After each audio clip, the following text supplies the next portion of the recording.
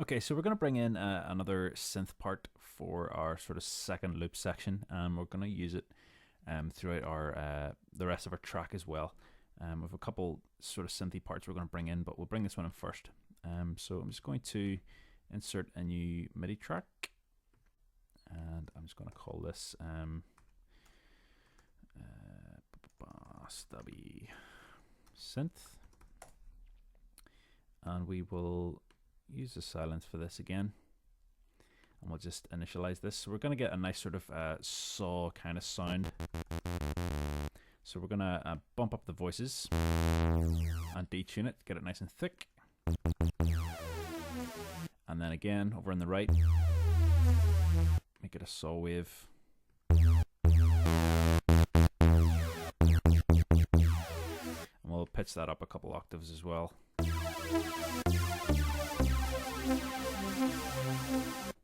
And then we'll go to part B, and we'll go for a, let's see, another saw wave, another 8 voices. We'll just detune this one slightly and we'll pitch it down. And then add some white noise, so just one voice of white noise.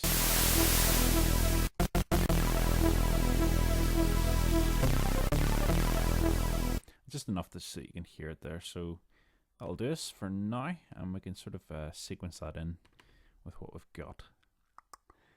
So I'm just going to go to loop 2, and I'm going to delete the first clap out, and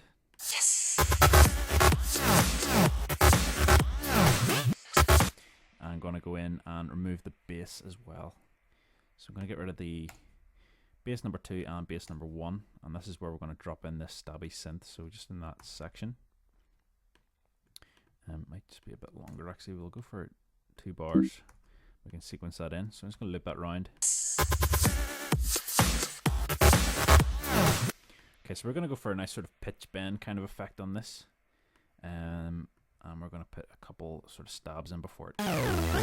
So we'll start about here,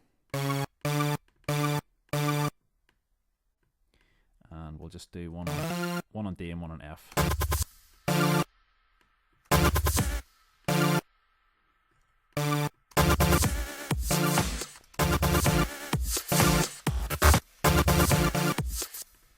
And then we'll go up a couple.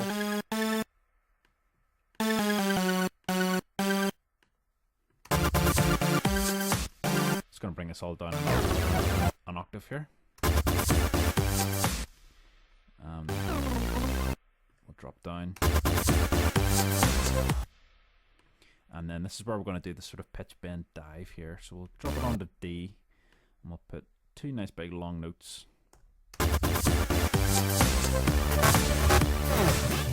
So we're going to put it there. We can do that by just clicking on the E at the bottom left here, and click on the pitch bend. And I'm just going to get our pencil tool. I'm going to draw in the bottom of the pitch bend here. And I'm also just going to break it there, just one of the segments in. And we can draw one in at the bottom here as well. And if we turn our pen off, we can then get rid of these sort of breakpoints. And we can add one in at the start. Just be careful we don't move it, which I just did. Do that again. Okay, so make sure that's 0. Otherwise all of these notes will get pitched. So I'm going to have this dropping down. We'll have it at the bottom, halfway through that, or quarter of the way through that bar. And we'll do the same here. Drop that right the way down.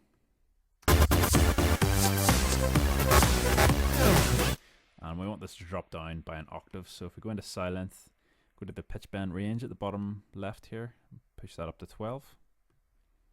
We get a nice big pitch bend.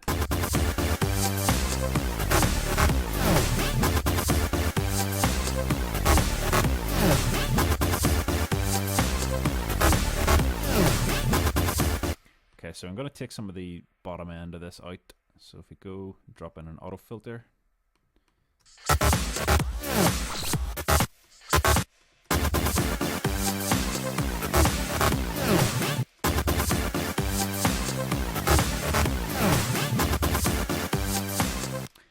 going to drop in a simple delay as well and do a sort of stereo trick by turning the time on to both of these delays. And if we bring this one down to about 10,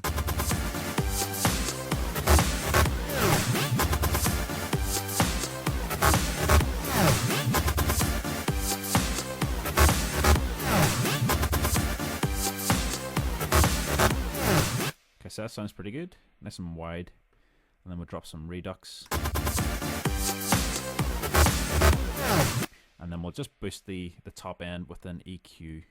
So we'll drop an EQ8 in, turn the high quality on, and we'll just pick a point and go for a high pass shelf.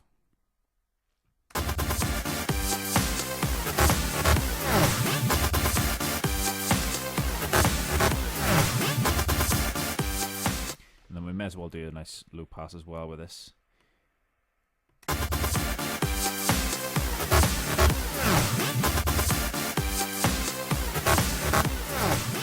And then just to keep this under control, sidechain compressor at the end, and being sidechained by our kick drum from our drum track.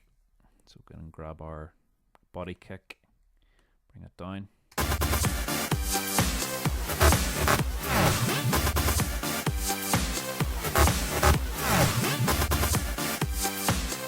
Let's push the release up a wee bit.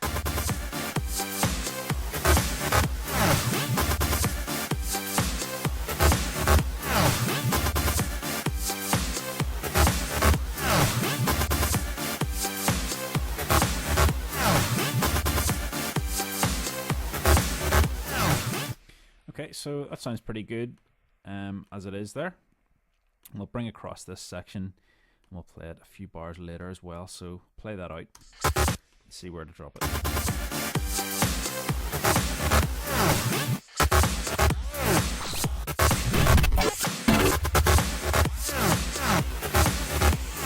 So you can maybe drop it in there.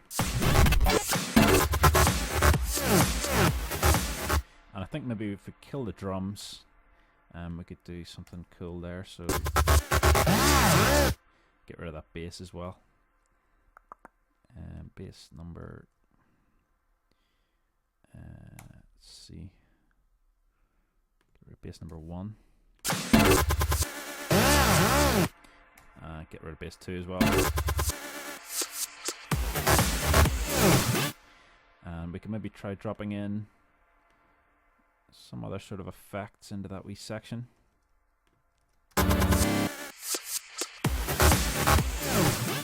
Maybe not that one.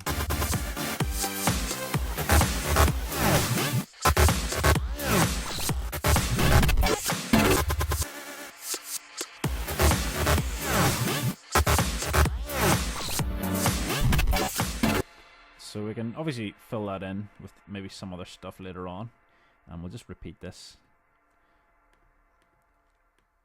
back around again. We don't want that bass playing at the same time as that, so get rid of bass 1 and bass 2 when that's playing.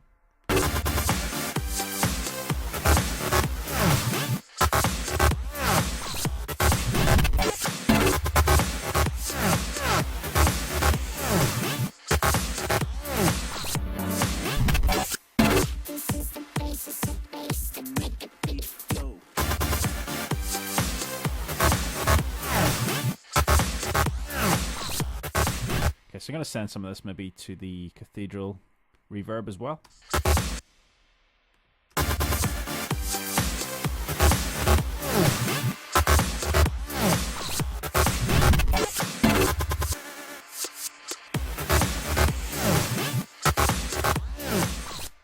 Okay, so I'm just going to save this now, and then in the next one we're going to bring in maybe another synth part or maybe a bass part into the 2 loops here at the start.